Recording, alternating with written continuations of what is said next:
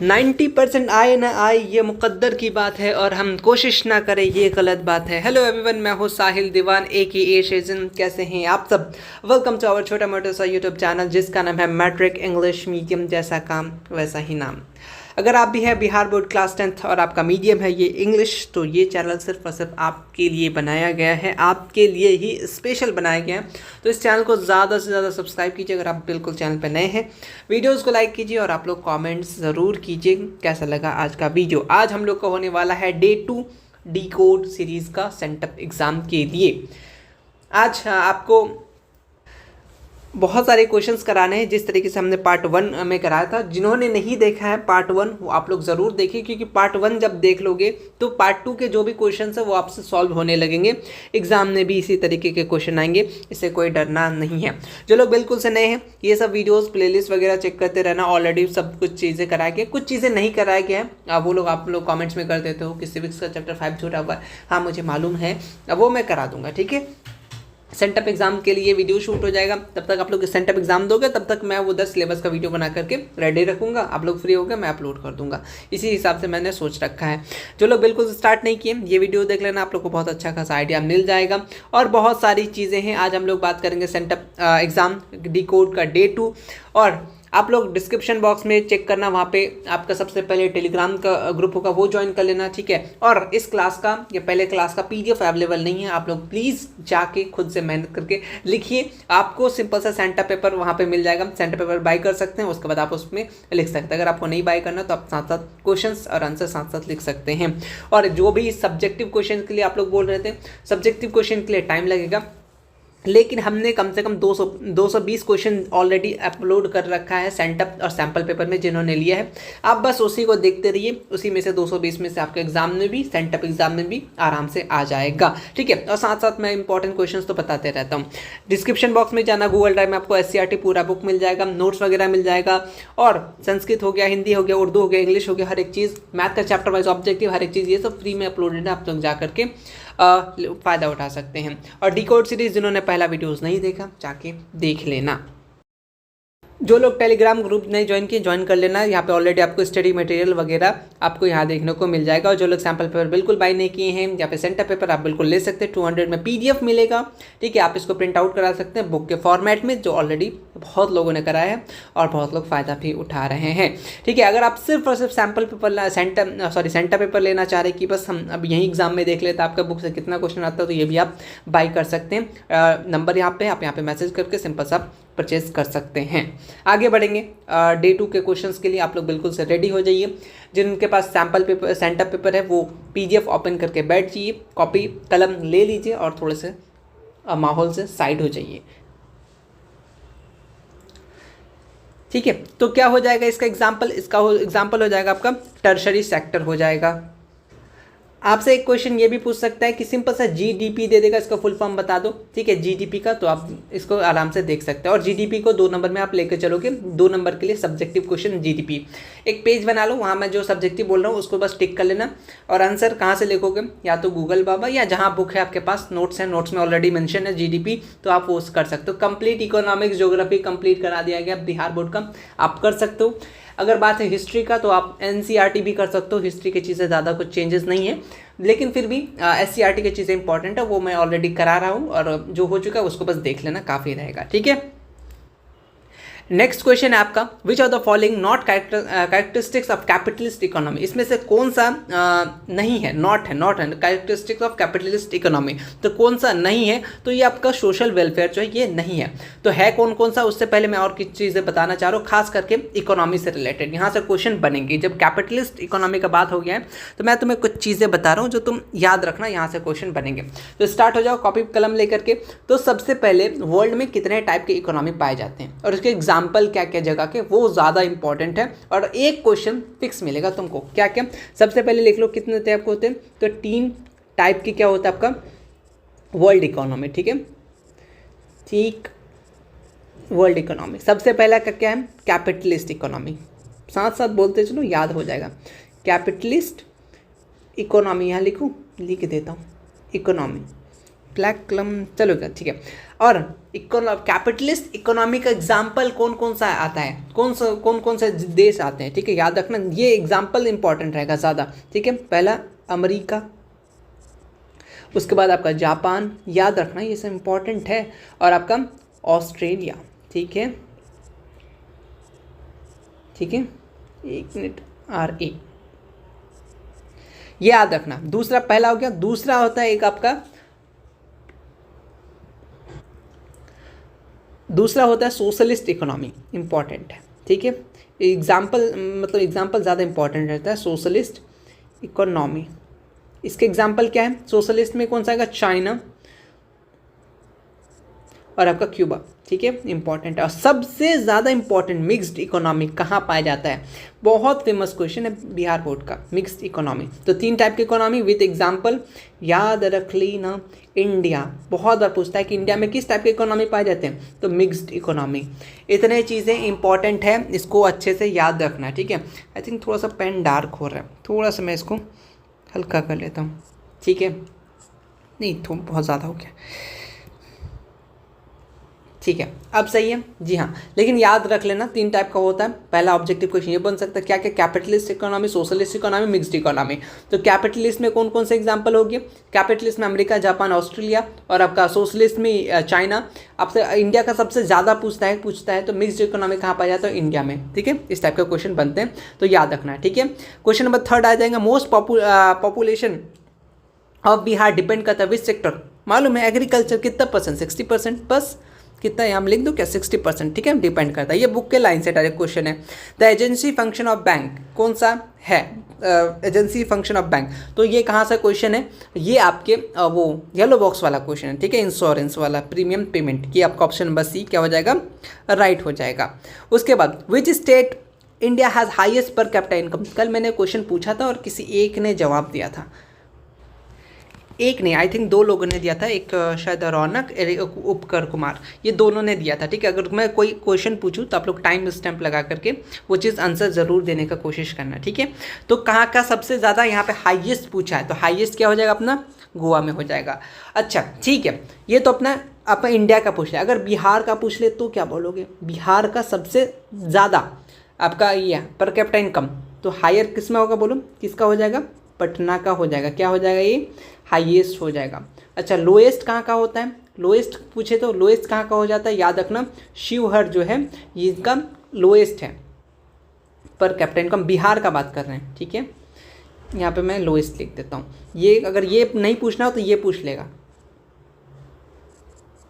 उसके बाद और कुछ क्वेश्चंस बन सकते हैं इससे, याद रखना। अच्छा ठीक है, अगर मान लो इंडिया का सबसे बोलेगा, इंडिया का सबसे लोएस्ट पर कैपिटा इनकम किसका है, तो बिहार, याद रख लेना, ये भी क्वेश्चन बना सकता है। ओके, और कुछ इससे, अच्छा पर कैपिटा इनकम का जब बात हो ही रहा है तो मैं कुछ चीज़ें और बता दूं जो इंपॉर्टेंट रहेगा, इधर लिख लेना कहीं साइड में। तो पर कैपिटा इनकम का एक फॉर्मूला होता है, मैं लिखा देता हूँ, इंपॉर्टेंट रहेगा, ऑब्जेक्टिव क्वेश्चन में दे देता है, और इसका डेफिनेशन इंपॉर्टेंट है पर कैपिटा इनकम का, नंबर सब्जेक्टिव के लिए। Per capita income, I think रेड ही सही था यार, ठीक है। पर कैपिटा इनकम का फॉर्मूला क्या होता है, अभी मैं जादू दिखाता हूँ तुम्हें, यही था जादू। पर कैपिटा इनकम का फॉर्मूला क्या होता है, याद रखना क्या होता है, national income by total population, याद रख लेना ये फॉर्मूला ऑफ कंट्री, ठीक है, याद रख लेना नेशनल इनकम का। और कुछ पर कैपिटा इनकम से जो क्वेश्चन बनते हैं, क्या क्या बनते हैं, 1 मिनट मैं इसको थोड़ा सा ना ये कर देता हूँ, दिख रहा है, ये याद रखना इंपॉर्टेंट रहेगा भाई, किधर इधर, ठीक है, इसको याद रखना। और पर कैपिटा इनकम से क्या क्या क्वेश्चन पूछे जा सकते हैं, मैं तुम्हें लाइन से बताता हूँ, याद रखना। फर्स्ट टाइम नेशनल इनकम किन्होंने एस्टिमेट किया था, नाम बताओ, दिमाग में सोच लिया, हाँ तो उनका नाम लिख लो, क्या नाम था उनका, दादा भाई नौरोजी, ठीक है। इन्होंने क्या किया था, फर्स्ट टाइम कैलकुलेट किया था, एस्टिमेट किया था नेशनल इनकम पहला बार में, कब, 18 1868, ठीक है। हो सकता है ना कभी कभी डेट इधर उधर हो जाता है, लिखा वहाँ भी कुछ है। देखो देखो मुझे लिखना क्या था और लिख क्या रहा हूँ, 1868 को, ठीक है। किसने? दादा भाई नौरोजी ने। इन्होंने फर्स्ट टाइम क्या किया था? एस्टिमेट किया था नेशनल इनकम। लिख देता हूँ, तुम लोग भूल जाओगे, ठीक है। क्या लिख किया था? एस्टिमेटेड नेशनल इनकम, NI मैंने लिख दिया शॉर्टकट में, टाइम कम लगे। नेशनल इनकम, अच्छा कितने इनका जो नेशनल इनकम किया था पहली बार में, कितना का इनकम निकला था, ठीक है। एनुअल की बात करें तो सिर्फ 20 रुपीज़ का निकला था, ठीक है। RS20 कितना? 20। अच्छा, दादा भाई नौरोजी की जब बात हो ही गया तो उन्होंने एक बुक लिखा था, वो बहुत इंपॉर्टेंट है। इन्होंने एक बुक लिखा था, क्या लिखा था? बुक का नाम क्या था? आपको याद है? नहीं याद है? क्या कर रहे हो? याद करो। पॉवर्टी एंड ब्रिटिश, इंपॉर्टेंट है ये बुक, बहुत गवर्नमेंट एग्जाम में बहुत ज़्यादा पूछता है, ठीक है। और साथ में आपके एग्जाम में तो पूछता ही है। रूल ऑफ इंडिया, इन्होंने ये बुक लिखा था। किसने? दादा भाई नौरोजी ने। इम्पॉर्टेंट है, याद रख लेना। और कुछ इससे रिलेटेड, हाँ एक तुम लोग याद रखना, एक क्वेश्चन आया था 2000 शायद आई थिंक 19 के पेपर में, 19 या 20 समथिंग इसी के आसपास में, इसी से रिलेटेड है। एक होता है सेंट्रल स्टैटिस्टिक्स ऑर्गेनाइजेशन,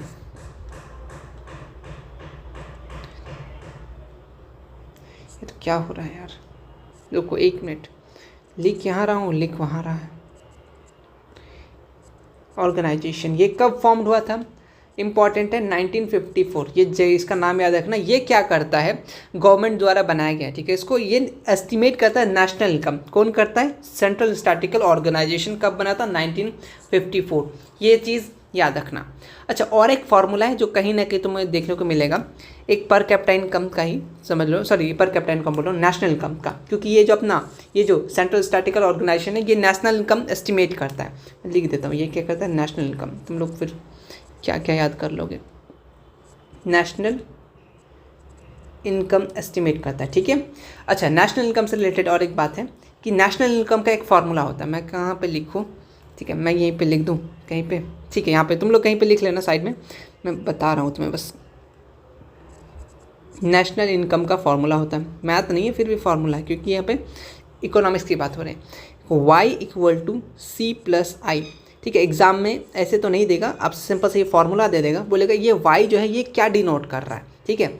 तो Y जो है ये आपका नेशनल इनकम डिनोट कर रहा है, याद रख लेना, लिख लेना। और ये C जो है ये क्या डिनोट करता है? कंजप्शन डिनोट करता है, ठीक है। कंजप्शन, 1 मिनट यार, कंजप्शन। और ये आपका I जो है ये क्या ये करता है? इन्वेस्टमेंट, ठीक है। और कंफ्यूज के लिए इंटरेस्ट देगा, तुम लोग उसी को टिक करके आ जाओगे, है ना। इन्वेस्टमेंट, ये चीज़ याद रखना। नेशनल इनकम का फॉर्मूला और आपका पर कैपिटा इनकम का फॉर्मूला, ये क्या क्या डिनोट करता है, ये सब चीज़ें इंपॉर्टेंट है। देखो यहाँ से स्टार्ट हुआ था क्वेश्चन, यहाँ तक मैंने बता दिया।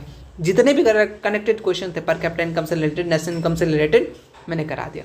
नोट्स में तो ऑलरेडी करा रखा है, ठीक है। गूगल ड्राइव में करा रखा है और टेलीग्राम में मिल जाएगा, यूट्यूब पे पूरा लेक्चर मिल जाएगा, देख लेना। देख लो, न्यू इकोनॉमिक पॉलिसी कब इम्प्लीमेंट हुआ था? LPG की बात हो रहा है, हम लोग ऑलरेडी कल बात कर चुके थे, 1991 को, ज़्यादा टाइम नहीं लेंगे। Highest rank national human development में कौन सा था? हाईएस्ट रैंक में कौन था भाई? केरला था, ठीक है। क्यों, क्या क्या वो किसके हिसाब से नेशनल डेवलपमेंट उसको कौन रिलीज़ करता है? ऑलरेडी हम लोग बता चुके हैं, पढ़ चुके हैं। UNDP किसके डायरेक्शन में? महबूबुल हक। ये सब पिछले क्लास में कर चुके हैं, तो वहीं सब क्वेश्चन है यहाँ पे। देखो, सिंगापुर का मैंने तुम्हें करेंसी बताया था उस दिन, बताया था ना, तो बताओ सिंगापुर का क्या हो जाएगा? बताए थे ना आपको एक ऑप्शन में, मैं तुम्हें दिखाता हूँ, मैंने तुम्हें बताया था कि नहीं। किधर गया सिंगापुर? देखो देखो, A नंबर में मैंने सिंगापुर भी बताया था, वही क्वेश्चन तुम्हें उठा के पूछे, इसी तरीके से एग्जाम में पूछेगा, मैं बता रहा हूँ ना। और जो लोग सब्जेक्टिव के लिए डर रहे हैं, इस पेपर में जितने सब्जेक्टिव उतना याद कर लो, काफ़ी रहेगा, ठीक है, उतना काफ़ी रहेगा। तो डॉलर क्या हो जाएगा हमारा? सही आंसर हो जाएगा। और रियाल, कोरोना, रुबेल सबका बता चुके थे, ठीक है। तो आप लोग देख लेना, पहला वीडियो इंपॉर्टेंट है। Credit creation is done by which financial institution, इसमें से कौन सा है? तो इसमें से कौन सा करता है? तो आपको याद रखना, कॉमर्शियल बैंक, कुछ कुछ इंपॉर्टेंट क्वेश्चन है यहाँ से। ऑलरेडी मैंने रिजर्व बैंक के बारे में बता दिया था, सेंट्रल बैंक ऑफ इंडिया बोला जाता है, कब बना था, 1935 को बना था, ठीक है। ये सब रिजर्व बैंक के बारे में ऑलरेडी मैंने तुम्हें बता दिया था।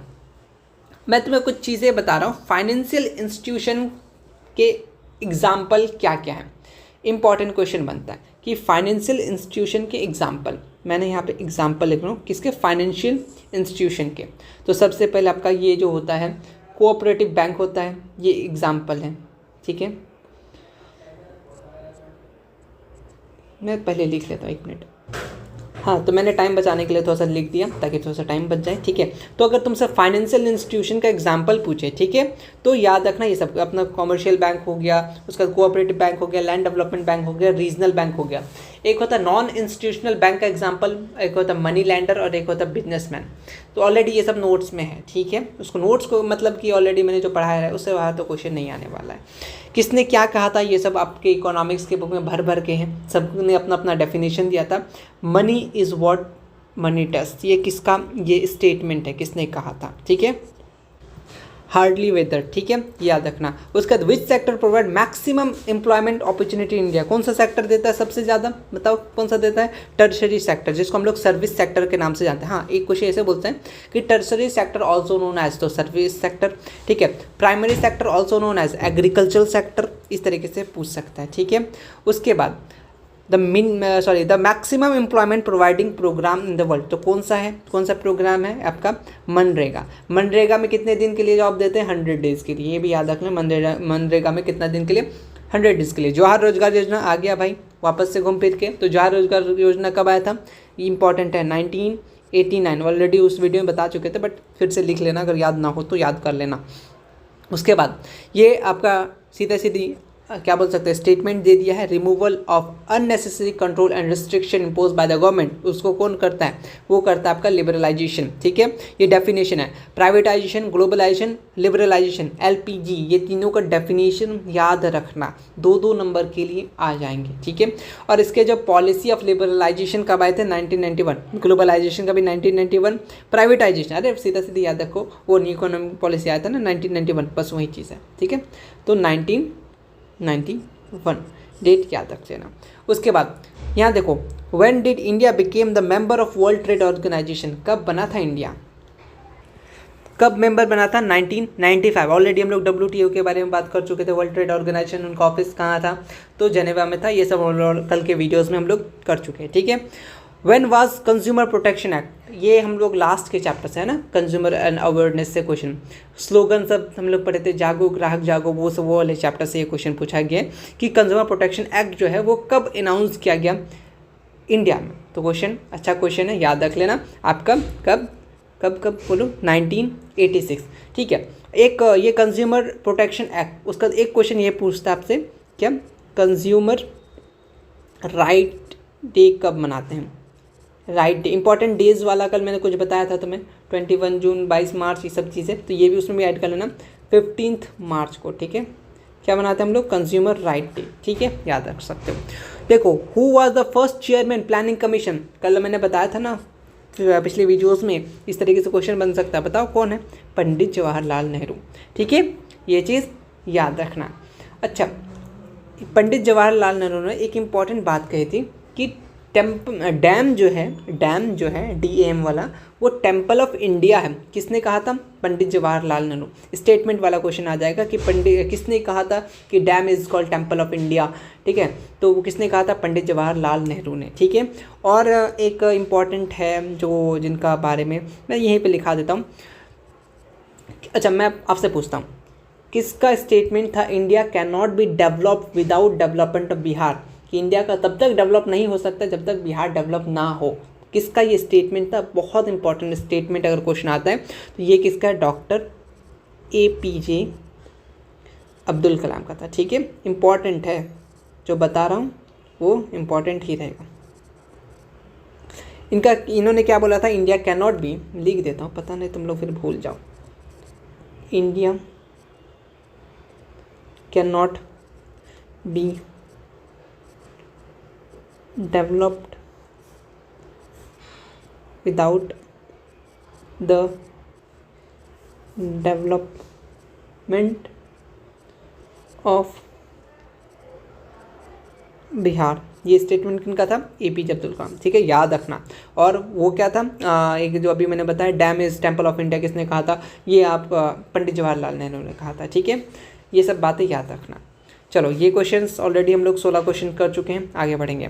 उसके बाद देखो आ गया, विच type of economy found in India, बताओ। थोड़ा पहले आप सबको बता दिया, बताओ। इंडिया में पाया जाता है, सिंपल सा है ना। चलो, याद होगी। कैपिटलिस्ट कहाँ कहाँ पाया जाता था, बताओ कमेंट सेक्शन में। सोशलिस्ट कहाँ कहाँ पाया जाता था, कमेंट सेक्शन बता दो। फिर से वही क्वेश्चन आ गया, देखो बताया हुआ क्वेश्चन, कनेक्टेड क्वेश्चन यहाँ पे पूछा गया कि poverty and un-British rule India किसने लिखा था, मालूम है ना। चलो टिक करते हैं, आगे बढ़ो, सीधा सीधी बात है। पार्टिसिपेशन ऑफ बंगाल, कल पढ़े थे उस दिन की क्लास में कि कब बंगाल का पार्टिसिपेशन हुआ, तो आपका 1905। कैंसिल कब कराया गया था? 1911 को कैंसिल की बात करें तब। ठीक है, फिलहाल हमको पार्टिसिपेशन बोला है, तो 1905 कनेक्टेड क्वेश्चन बना। ये भी क्वेश्चन किए थे कि नहीं, Mazzini associated with which organisation, Carbonari. दिखा दूँ क्या मैंने कराया था कि नहीं? नहीं, तुम लोग वीडियोस देख लेना, पहला वाला वही सब क्वेश्चन आएगा। ग्रीस कब इंडिपेंडेंस हुआ, तो ग्रीस जो है वो इंडिपेंडेंस हुआ आपका 1832 को। ठीक है, ये डेट शीट वाला में ऐड कर लेना। Which country was defeated in the battle of saddened, कौन सा कंट्री डिफीट हुआ था, तो आपको याद रखना फ्रांस हुआ था। क्वेश्चन बनाना हो यहीं से आउटपुट के आ जाएगा, और जो मैं कनेक्टेड क्वेश्चन बता रहा हूँ उसी से आ जाएगा, टेंशन मत लो। जो ड्यूमा जो है ये कब फॉर्म्ड हुआ, ऐसे क्वेश्चन बन सकता है। कहाँ फॉर्म्ड हुआ? रशिया में। ये ऐसे भी क्वेश्चन बन सकता है, तो 1905। एक क्वेश्चन यहाँ से इंपॉर्टेंट है, ब्लड डी संडे। ठीक है, ये क्वेश्चन पूछता है ना, बुक में है, तो मैं बता देता हूँ तुम्हें। ब्लडी संडे कब मनाते हैं? ठीक है, ब्लडी संडे जो है ये आपका 22 जनवरी को। ठीक है, आपका ऑप्शन में रहेगा 22 जनवरी 1905। अगर 22 जनवरी नहीं रहे, हो सकता है जनवरी आपका 9 दे दे, तो वो भी सही हो जाएगा। ऐसा क्यों? कि पुराने कैलेंडर के अकॉर्डिंग 9 जनवरी, ठीक है, बट अभी के अकॉर्डिंग 22 जनवरी, तो ज़्यादा चांसेस है क्योंकि 22 जनवरी दे। अगर ना दे तो ओल्ड कैलेंडर के अकॉर्डिंग तो 9 जनवरी, तो मुझे ज़्यादा चांसेस है कि 22 जनवरी देने मिलने वाला है, मतलब आपके ऑप्शन में रहेगा, नहीं तो 9 वाला। ठीक है, बात को ध्यान रखना इस बात को। अप्रैल थीसिस किन्होंने इंट्रोड्यूस किया था? लीलन के बारे ऑलरेडी हम लोग हर एक चीज़ बता चुके हैं आपके बारे में, है ना। लीलन क्या था क्या नहीं था, मजीनी का ऑर्गेनाइजेशन, हर एक चीज़ उस वीडियो में बता चुके थे। First socialist country of the world, याद रख लेना क्वेश्चन, रशिया। ठीक है, उसके बाद आगे बढ़ेंगे। क्वेश्चन हम लोग क्वेश्चन नंबर 26, कार्ल मैक्स कहाँ बॉर्न हुए थे? कार्ल मैक्स के बारे में हम लोग कुछ पढ़े थे? नहीं, आई थिंक कार्ल मैक्स के बारे में नहीं पढ़े थे, मजीनी के बारे में पढ़े थे। ये कहाँ बॉर्न हुए थे? ये जर्मनी में बॉर्न हुए थे। ठीक है, इससे रिलेटेड क्या क्या क्वेश्चन पूछता है, इनका डेथ कब हुआ था? ठीक है, डेथ कब हुआ था। अच्छा ठीक है, पैदा कब हुए थे, ये भी तो इंपॉर्टेंट है। जब डेथ पूछ सकता है तो बर्थ भी पूछ सकता है। बर्थ जो हुआ था इनका 6 मई है ना, आई थिंक 5 मई को हुआ था। 18 को हुआ था बर्थ, और डे कब हुआ था, डाई कब हुए थे? ठीक है, डेथ लिख देते हैं, तो ये 1883 को हुआ था। ठीक है, बर्थडे भी हो गया, सब कुछ हो गया। और इनको क्या बोला जाता था? इंसान नहीं, और कुछ भी बोला जाता।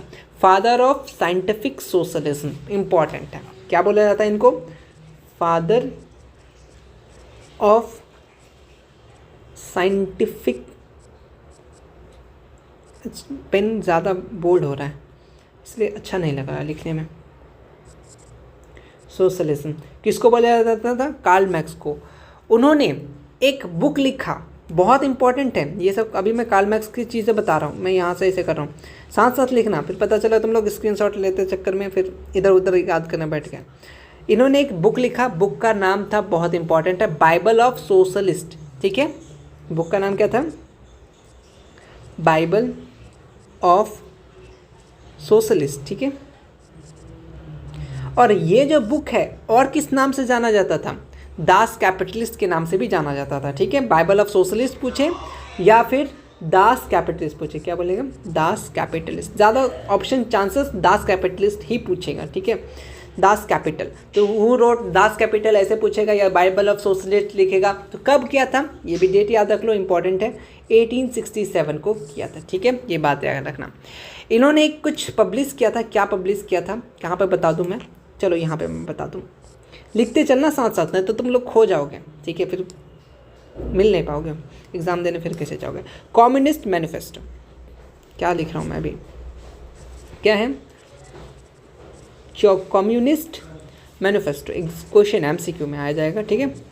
कौन पब्लिश किया था, एक तो आपका कार्ल मार्क्स, वो तो मैंने बता ही दिया, लेकिन मैनिफेस्टो, ठीक है, पब्लिश किया था कब, 1848 को, ठीक है। ये चीज़, इतने चीज़ें कार्ल मार्क्स के बारे में आपको याद रखना, बाद बाकी आप भूल जाना, इतना ही चीज़ें पूछ सकता है इस बंदे के बारे में, ठीक, इतने से चीज़ें क्वेश्चन बन सकते हैं।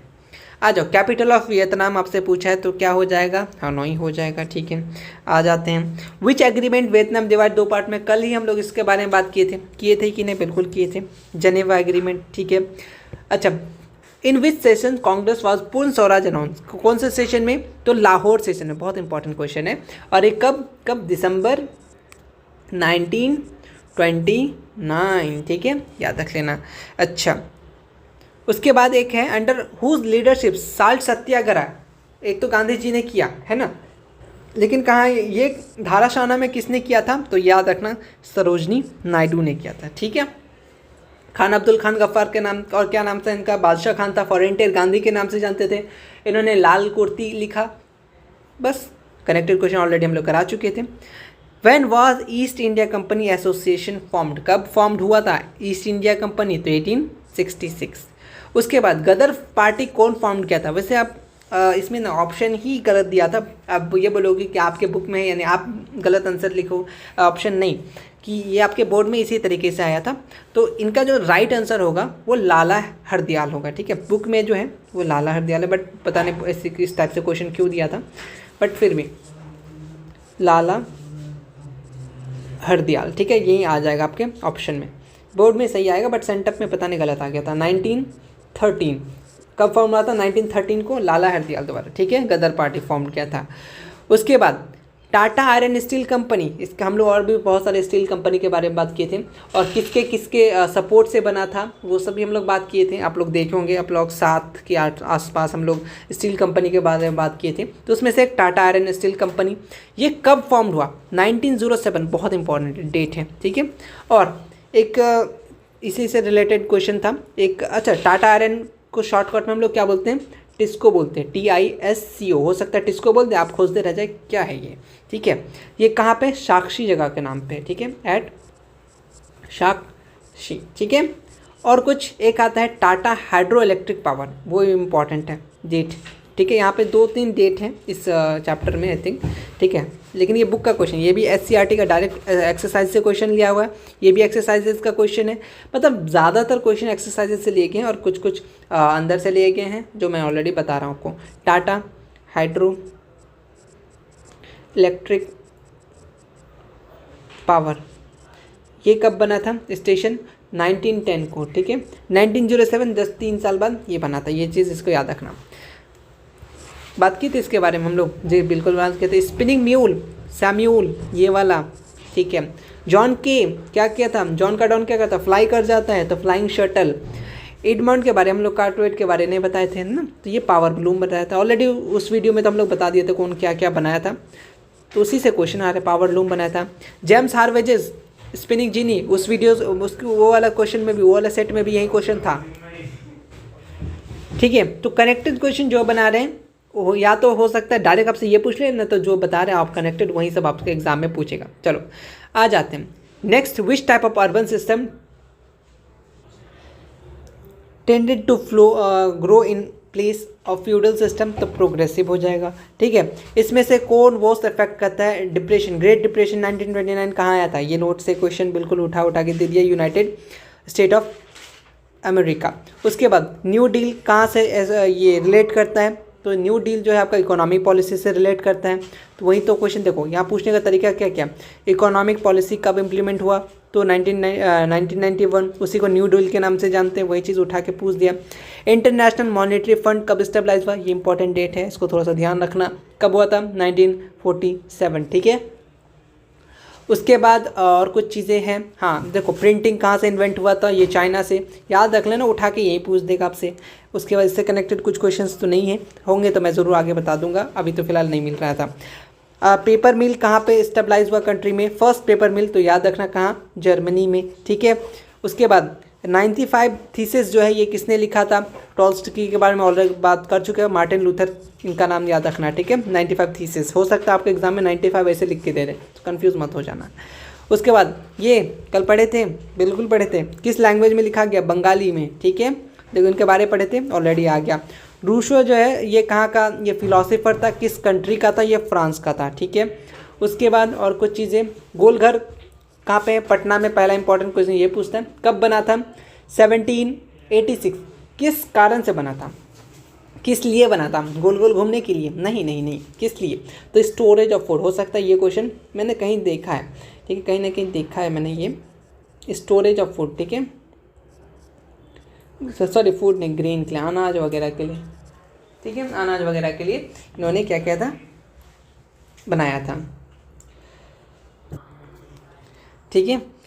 उसके बाद और कुछ स्टोरेज ऑफ ग्रेन और कुछ इससे पटना से रिलेटेड क्वेश्चन। हाँ, एक क्वेश्चन पूछता है कि 10th गुरु जो गुरु गोविंद सिंह थे उनका जन्म कहाँ हुआ था? वो भी पटना में हुआ था, ठीक है, याद रखना, ये भी क्वेश्चन पूछते हैं। या फिर ऐसा क्वेश्चन पूछ सकते हैं 10th गुरु कौन थे, ठीक है, तो गुरु गोविंद सिंह, ठीक है, ये वाला क्वेश्चन बता रहा हूँ, इससे कनेक्टेड क्वेश्चन कहीं मैंने देखा है और आया हुआ है, ठीक है, तो ये चीज़ याद रख लेना, है ना। Next question 45, in which session of Congress resolution of non cooperation movement? Non cooperation movement subjective के लिए इंपॉर्टेंट है, ऑलरेडी आपके सैम्पल पेपर और सेंटर पेपर में दे दिया गया है। जितने भी 220 क्वेश्चन हैं, काफ़ी रहेंगे उतना, ठीक है, उतना याद कर लिया, मतलब उसी से क्वेश्चन आ जाने वाले हैं, सीधा सीधी बात है। तो कब हुआ था आपका? याद रखना, सितंबर 1920 कलकत्ता सेशन में, ठीक है। उसके बाद ये वाला क्वेश्चन किए थे हम लोग, कम्युनिस्ट पार्टी, बिल्कुल एम एन रॉय के बारे में क्या बोले थे? आइडिया ऑफ कॉन्स्टिट्यूशन दिया था, ठीक है, और कुछ चीज़ें नहीं, बस हो गया। देखो यंग एटली कौन फॉर्म किया था? उस दिन बताया था मैंने, कल के वीडियो में जो बिल्कुल बताया था, तो क्या मज़े नहीं बनाया था। गरीबाल्दी क्या थे? प्रोफेशन से, ये इंपॉर्टेंट क्वेश्चन, ये क्वेश्चन पूछता रहता है अक्सर, तो अक्सर को जो क्वेश्चन पूछता है मैं बता देता हूँ तुम्हें। इनका प्रोफेशन क्या था? ये लोग नाविक थे, ठीक है, याद रखना, ठीक है। उसके बाद क्वेश्चन नंबर 48, कॉन्स्टिट्यूशन जो असेंबली वो कब बना था? तो आपका 1946 को बना था, ठीक है।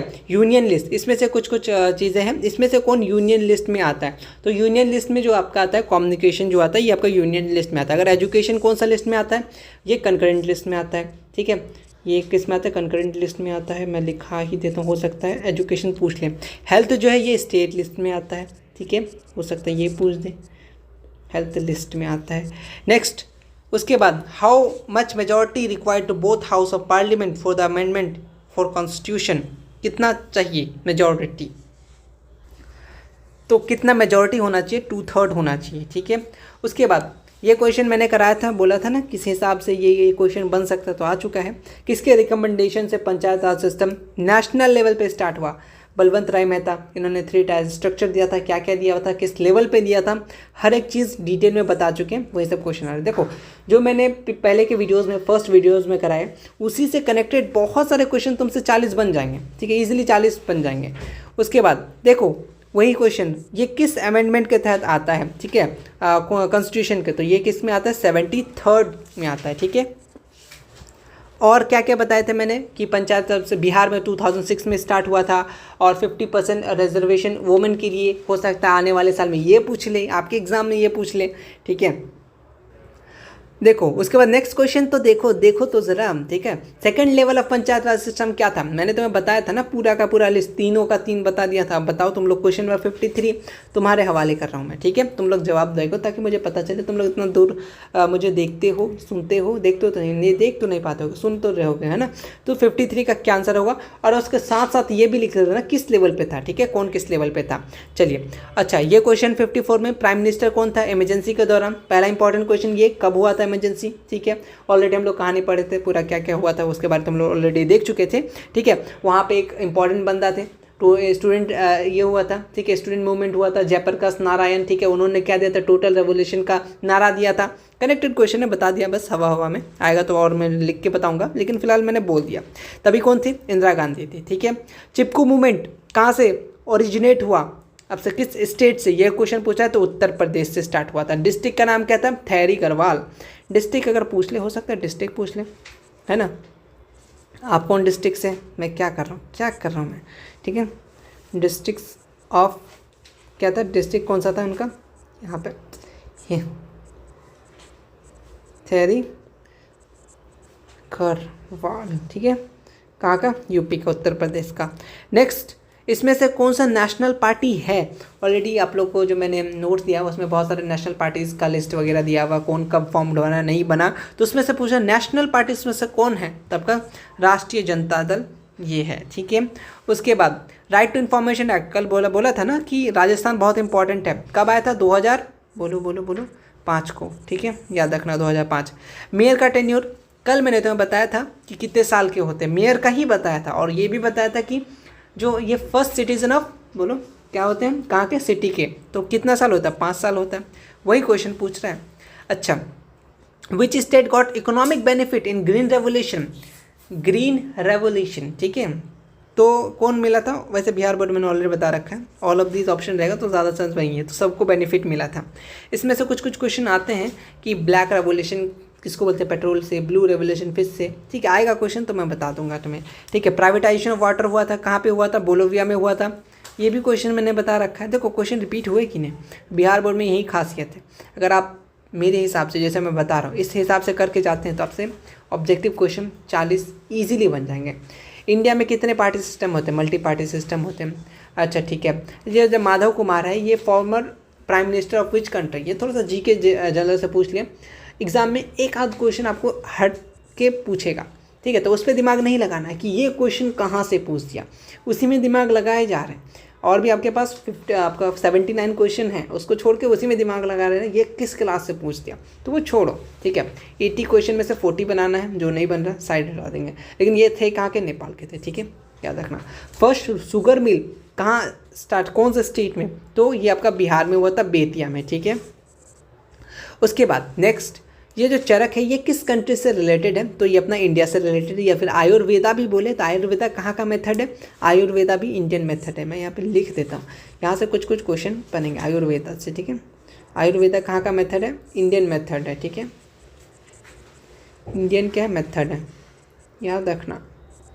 चलो, कान्हा नेशनल पार्क, तुम अगर नोट्स अगर मेरे देखोगे तो मैंने ना कान्हा नेशनल पार्क पहले कहाँ ये बताता हूँ, मध्य प्रदेश में अप्रॉक्स 6 से 7 आपके नेशनल पार्क के नाम थे। मैंने तुम्हें सिर्फ टिक में एक ही याद करवाया था, बोले ये याद करके रखना, और वो भी कान्हा नेशनल पार्क, और एग्जैक्टली वही क्वेश्चन आया, तो मेरे बातों पे शक बिल्कुल मत करना, ठीक है। तो कहाँ पता, कान्हा नेशनल पार्क कहाँ है, मध्य प्रदेश में, ठीक है। गुजरात में कौन सा है, याद रखना, गुजरात से गिर नेशनल पार्क, इंपॉर्टेंट हो सकता है पूछने, कल मैंने 3-4 को नाम बता दिया था, आज 2-3 को लिख लो, इसी में से तुमको घुमा फिरा के पूछते रहेगा 10 साल भर, यही तो बिहार बोर्ड का फ़ायदा है ना, क्वेश्चन रिपीटेड होंगे। नेशनल पार्क, और हम लोग रिपीटेड के साथ साथ कनेक्टेड भी करके जा रहे हैं। उत्तर प्रदेश में कौन सा है, दुधवा नेशनल पार्क, याद रख लेना, ठीक है, नेशनल पार्क। और महाराष्ट्र में नहीं है भाई, ठीक है, उसमें बहुत सारा था बट नहीं पूछने का। How many a country has control over marine resources, कितना, येलो बॉक्स का क्वेश्चन रिसोर्सेज चैप्टर से, तो कितना किलोमीटर तक का है, 200 किलोमीटर तक का है। चलिए, which of the following not type of classification of resources on the basis of ownership. देखो बहुत सारे बेसिस के किसके बेसिस पे क्वेश्चन आता है, फिलहाल यहाँ नॉट पूछा है, तो इसमें से कौन सा बेसिस नहीं है, किसके ऑनरशिप के, तो कौन सा नहीं है ये पूछा है ना, तो अपना रिन्यूएबल जो होगा ये बेसिस पे नहीं है। मैं तुम्हें कुछ चीज़ें इसमें बता देता हूँ, बहुत इंपॉर्टेंट है। अगर तुमसे बात करें कि अच्छा on the basis of ownership के बेसिस पे रिसोर्सेज कितने हैं, तो कितने टाइप के हैं, तो वो आप याद रखना 4 टाइप के हैं। पहला आपका ये इंडिविजुअल हो गया, दूसरा आपका कम्युनिटी हो गया, तीसरा आपका नेशनल हो गया, और फोर्थ जो है फोर्थ नंबर आपका इंटरनेशनल हो जाएगा, इंटरनल बोल रहा हूँ, ठीक है, NATIONAL इंटरनेशनल हो जाएगा, ठीक है। किसके बेसिस पे, ऑनरशिप के बेसिस पे। और कुछ चीज़ें हैं जो मैं तुम्हें कहाँ बता दूँ, यहीं बता देता हूँ, ठीक है। अगर तुमसे पूछे यूटिलिटी के बेसिस पे, on the basis of utility, SCRT का लाइन है ये सब, यूटिलिटी, उसके बेसिस पे कितने हैं, 2 है। क्या क्या, फर्स्ट है आपका रीन्यूएबल, इस सब के एग्जाम्पल बहुत इंपॉर्टेंट है, जो बुक के एग्जाम्पल है जो मैंने करा रखा है, क्या लिख रहा हूँ मैं, रीन्यूएबल, ठीक है। दूसरा जो है वो आपका एक नॉन रिन्यूएबल है, ठीक है, जो फिर से नहीं बन सकता। एग्जाम्पल मोस्ट इंपॉर्टेंट है, चैप्टर 1 टेलीग्राम पे नोट्स है, वीडियोस लेक्चर यूट्यूब पे है, देख लेना। On the basis of origin, origin के बेसिस पे कितने हैं, ऑन द, यहाँ देखो यूटिलिटी के बेसिस पे, यहाँ पूछा था ऑनरशिप के बेसिस पे। अब मैं बता रहा हूँ तुम्हें, यूटिलिटी के बेसिस पे बता दिया, अब तुम्हें ऑरिजिन के बेसिस पे बता देता हूँ। यहाँ इस हिसाब से क्वेश्चन बनेंगे, अगर वो पूछा है तो ये ज़रूर पूछ सकता है ऑरिजिन के बेसिस पे, और एग्जाम्पल जाके तुम लोग कर लेना, ठीक है, नोट से देखा। ऑरिजिन के बेसिस पे 2 है, एक होता है अपना बायोटिक, दूसरा नंबर होता है एबायोटिक, ठीक है। और ये हो गया, 2 हो गया, यहाँ बता दे। और एक और किसके बेसिस पे, या मैं तुम्हें 1 मिनट में दे रहा हूँ, ठीक है, लिख लो, अगर तुम लोग लिख रहे हो तो लिख लिया। यूटिलिटी के बेसिस पे 2 है, क्या renewable non renewable, example book से जाके देख लेना, PDF टेलीग्राम पे है, चैप्टर नंबर 1 का ही है ना। ऑरिजिन के बेसिस पे 2 है, बायोटिक एबायोटिक, इंपॉर्टेंट है एग्जाम्पल, ठीक है, याद रख लेना, लिख लेना, थोड़ा सा तुमको मेहनत करना पड़ेगा मेरे साथ साथ। अब किसके बेसिस पे, on the basis of development के बेसिस पे, किसके बेसिस पे, डेवलपमेंट के बेसिस पे कितने हैं, तो कितने हैं, इसमें 4 है। वो क्या क्या, सबसे पहले पोटेंशियल, और पोटेंशियल बहुत ज़्यादा इंपॉर्टेंट है, ये सब डेफिनेशन साथ साथ इंपॉर्टेंट है। चैप्टर 1 के जितने भी डेफिनेशन है ऑलरेडी नोट्स पे वीडियोज़ में बताते वक्त मैंने करा दिया था। पोटेंशियल रिसोर्सेज, ठीक है, उसके बाद यह रिसोर्सेज में बस R लिख दिया, ठीक है, समझ जाना। दूसरा में आपका डेवलप्ड रिसोर्सेज, P क्यों लिख रहा हूँ, डेवलप्ड रिसोर्सेस, ठीक है। तीसरा स्टॉक रिसोर्सेस, फोर्थ आपका रिजर्व रिसोर्सेस। ये सब डेफिनेशन 2-2 नंबर के हैं। रिजर्व यहाँ आ रहा है, ठीक है, रिजर्व रिसोर्सेस, ये 4 किसके बेसिस पे, डेवलपमेंट के बेसिस पे। इस हिसाब से आपको 5 नंबर में पैसे कैसे क्वेश्चन पूछ सकते हैं, on the basis of development, उसको डिफाइन कीजिए। तो हो सकता है 5 नंबर में दे दे आपको, पूरा का सारा का डेफिनेशन लिखना है। कहाँ मिलेगा डेफिनेशन, टेलीग्राम चल जाना, चैप्टर नंबर 1 का, वहाँ देखना, हर एक चीज़ मैंने ऑलरेडी हाईलाइट करके रखा हुआ है, और साथ में टिक भी करा रखा है, एग्जाम्पल सब देख लेना। चलो यहाँ पे आ जाते हैं,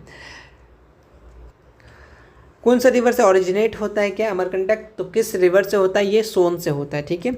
उसके बाद कितने % एग्रीकल्चर, ऑलरेडी मैं वीडियोस में पहले स्टार्टिंग में बता चुका था कि कितने %, 60%। क्वेश्चन वही सब आने वाले हैं जो मैं तुम्हें बता रहा हूँ, ठीक है। उसके बाद आ गया वाइट रेवोल्यूशन, किससे रिलेटेड है बताओ, वाइट रेवोल्यूशन मिल्क से रिलेटेड है, ठीक है। उसके बाद अच्छा एक किससे रिलेटेड था, मैंने तुम्हें एक चार्ट दिया था, खाया तो नहीं होगा, पढ़ लिया होगा, सिल्वर, ठीक है, सिल्वर रेवोल्यूशन से क्या क्या पूछ सकता है। एक आता है ब्लैक रेवोल्यूशन, ठीक है, ये किससे था, पेट्रोल से था, पेट्रोलियम से था, ठीक है।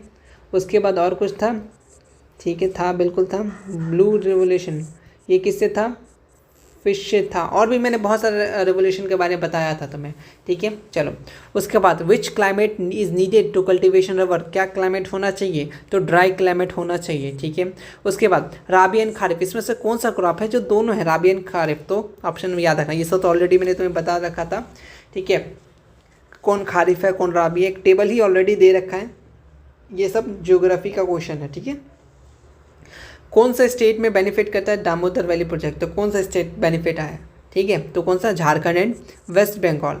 इसमें से आयरन ओर, ऑलरेडी मैंने तुम्हें टाइप बताया था, कितने टाइप के होते हैं, 4 आयरन ओर का नहीं बताया था, कि किसका बताया था मैंने, आई थिंक, अच्छा हाँ आयरन ओर का ही बताया था, सही बताया था, ठीक है। चलो ये हेमेटाइट जो है ये आयरन ओर है, बाद बाकी ये सब क्या है, ये 3 क्या है, इनके बारे में कुछ इंपॉर्टेंट है, बहुत इंपॉर्टेंट है। ये सब किसके टाइप है, ये सब कोल के टाइप है, किसके टाइप है, कोल के टाइप है। इंपॉर्टेंट चीज़ मैं बता रहा हूँ, याद आ गया, देखो इसके आपके कोल के 4 टाइप होते हैं, कितने टाइप होते हैं, कोल के 4 टाइप, जिसमें से पहला, दूसरा, तीसरा तो ऑलरेडी दिया हुआ, 3 यहाँ पे लिग्नाइट, पीट हो गया। एक सबसे बेस्ट क्वेश्चन बनता है, बार पूछने वाला, एंथ्रेसाइट जो है ये बेस्ट क्वालिटी ऑफ कोल होता है, ठीक है, बेस्ट क्वालिटी ऑफ कोल, ठीक है। एंथ्रेसाइट जो है ये क्या होता है, हाईएस्ट क्वालिटी ऑफ कोल, या फिर इसको बेस्ट क्वालिटी ऑफ कोल बोलेंगे, ठीक है, ऑफ कोल। और सबसे घटिया ये पीट जो है, इसको पीट के बराबर का, तो बहुत घटिया है, तो ये सबसे घटिया होता है, बैड होता है, ठीक है। इस हिसाब से क्वेश्चन पूछेगा, सबसे बेस्ट क्वालिटी ऑफ कोल का एंथ्रासाइट हो गया, सबसे घटिया तो आपका पीट हो गया। ठीक है, कितने टाइप के होते हैं? 4 टाइप के होते हैं। एंथ्रासाइट हो गया, यहाँ पे दूसरा, तीसरा और ये चौथा, 4 को याद रख लेना। ठीक है, और उसके बाद बस इतना याद रखना काफ़ी रहेगा। टैक्सोल का इस्तेमाल कहाँ करते हैं? टैक्सोल का इस्तेमाल हम लोग करते हैं कैंसर के लिए। ठीक है, और कुछ? जी हाँ, मलेरिया में कौन सा किसका इस्तेमाल करते हैं? तो क्वानिन का इस्तेमाल करते हैं, याद रखना। ठीक है, किसका? क्वानिन का इस्तेमाल करते हैं। मलेरिया टैक्सोल में कैंसर का इस्तेमाल करते हैं, कैंसर के पेशेंट के लिए इस्तेमाल करते हैं। ठीक है, टैक्सोल। मलेरिया पूछे तो क्वानिन हो गया। अच्छा, और कुछ और एक था ना, और एक था, बट क्या था? मॉर्फिन। ठीक है, मॉर्फिन, हाँ याद आ गया, क्या था? मॉर्फिन था। ठीक है, बुक में ही था। ये किसके लिए इस्तेमाल करते थे? पेन किलर के लिए। हो सकता है ये भी पूछते। जितने भी कनेक्टेड क्वेश्चन था उस पेज से हम लोग बताते हैं। ठीक है, इसमें से कौन सा सुखाड़ एरिया है? ठीक है, ये आपसे पूछा है तो आप याद रखना साउथ बिहार। अगर बाढ़ वाला एरिया पूछे, फ्लड एरिया, तो नॉर्थ बिहार। ठीक है, ये क्वेश्चन अगर मैं यहाँ पे लिखना, हो सकता है दोनों में से कोई एक पूछ ले। तो फ्लड एरिया बात करें तो नॉर्थ बिहार, और सुखाड़ वाला बात करें तो साउथ बिहार। चलिए, the centre of the earth surface vertically above the focus, उसको हम लोग क्या बोलते हैं? उसको हम लोग ईपी सेंटर बोलते हैं। आपके सब्जेक्टिव में जाना, जिनके पास सैम्पल पेपर है या सेंटर पेपर में, एक क्वेश्चन बहुत ज़्यादा फेमस है, एक आपका ये ईपी सेंटर और फोकस। ठीक है, जहाँ से अर्थक्वेक ओरिजिनेट होता है, याद करो मैं क्या बोल रहा हूँ, जहाँ से अर्थक्वेक ओरिजिनेट होता है उसको बोलते हैं फोकस। ऑब्जेक्टिव क्वेश्चन ये बता दिया, और ये साथ साथ सब्जेक्टिव में डिफाइन करने आता है कि define focus and EP centre, तो याद रखना। और फोकस के जो वर्टिकली अबव होगा उसी को हम लोग क्या बोलते हैं? ईपी सेंटर बोलते हैं। और जहाँ से अर्थक्वेक ओरिजिनेट करेगा तो उसको हम लोग क्या बोलेंगे? फोकस बोलेंगे। ठीक है, चलो उसके बाद इसमें से कौन सा कंसीडर किया जाता है मोस्ट डेंजरस सुखाड़? तो कौन सा? आपका एग्रीकल्चर, क्योंकि सब कुछ उगेगा नहीं तो मोस्ट डेंजरस होगा ही। ठीक है, आ जाओ। इसमें से फ्लड जो है क्या डैमेज करता है? क्रॉप्स को, एनिमल्स को, बिल्डिंग को, ऑल ऑफ दिस सबको डैमेज करता है, बिल्कुल डैमेज करता है। इसमें से कौन सा नेचुरल डिजास्टर है? तो नेचुरल डिजास्टर इसमें से कौन सा क्या लग रहा है? सुनामी। सुनामी किस लैंग्वेज से लिया गया? जापानीज, ये भी तक बता दिया। तो ये सब जो भी सब्जेक्टिव है, स्लम सिस्टम हो गया, पॉजिटिव इंडस्ट्रियलाइजेशन, हर एक चीज़ मैंने आपके क्वेश्चंस में दे रखा है। आप लोग उम्मीद है देख रहे होंगे, जिनके पास सैम्पल पेपर है वो लोग याद कर होंगे। 220 क्वेश्चन काफ़ी रहेगा, उसी में से आपके क्वेश्चंस आ जाएंगे। ठीक है, आज के क्वेश्चंस हम लोग देखो, आज हम लोग ज़्यादा इसलिए नहीं किए क्योंकि देखो ऑलरेडी हम लोग फर्स्ट वीडियो में इतना कर लिए थे कि बहुत सारे क्वेश्चन आपसे सॉल्व हो रहे थे। इसी से ये क्वेश्चन हमने कर रखा था। लगभग हर एक क्वेश्चन हम लोग पिछले वीडियोस में कवर कर चुके थे। जो भी चीज़ न्यू आएंगे मैं उससे कनेक्टेड क्वेश्चन ज़रूर बता दूंगा, इसको याद रख लेना। ठीक है, इस तरीके का वीडियोस पाने के लिए सिंपल से चैनल को सब्सक्राइब कर लेना, साथ में बेल आइकन जरूर प्रेस कर लेना। जिनके पास सैम्पल पेपर नहीं है आप PDF ज़रूर बाय कर लेना, प्रिंट आउट करा लेना, बहुत फ़ायदेमंद रहेगा आप सबके लिए। और ये बिल्कुल बिहार बोर्ड के 200% बेस्ड क्वेश्चन है। ठीक है, अपने मन से कोई भी एक क्वेश्चन ऐड नहीं किया, जो क्वेश्चन बिहार बोर्ड बोला, जो ऑप्शन बिहार बोर्ड दिया वही मैंने दिया है इस पर। ठीक है, तो इस नंबर पर मैसेज करके आप सिंपल सा ले सकते हैं। अगर सबको चाहिए इसके, अगर ये आप 200 वाला लेते हैं तो साथ में आपको PYQs, मैथ के प्रैक्टिस सेट, टेस्ट सीरीज वगैरह साथ में फ्री ऑफ कॉस्ट मिल जाएगा।